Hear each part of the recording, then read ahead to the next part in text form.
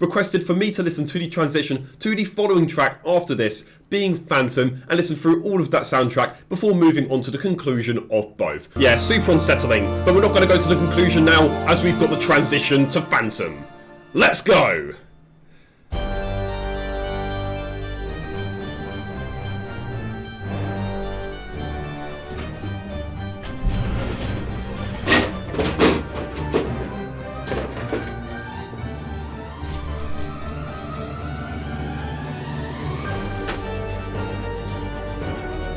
The organ becomes evil, enraged, egotistical, which is when it is at its absolute peak.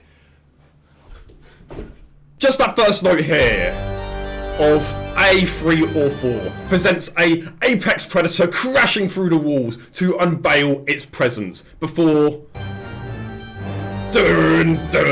re-articulation as it overwhelmingly stands before you and engraves its sacred presence. Dun dun dun, ABC, sharp.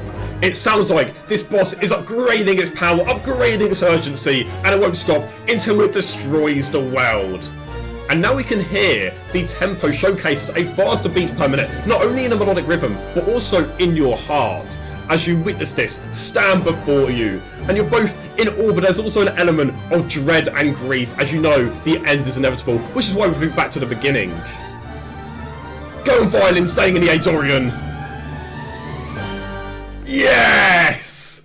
That is what I call a musical masterpiece. In conclusion for Phantom now, like I just said, the mist didn't allow the organ to fulfill its true purpose of being a lead instrument, and because of that, it felt like it built up a bunch of anger and fury, which is then very much released in this track. Every texture in Phantom felt like it had the sole purpose of making this war feel more dramatic and substantial. The horn-like timbres, for example, I didn't even talk about, but they helped reinforce and amplify the lower harmonics through adding more depth, and just little things like that on top of the incredible and spectacular organ framework makes this quite easily the first S-tier track for today.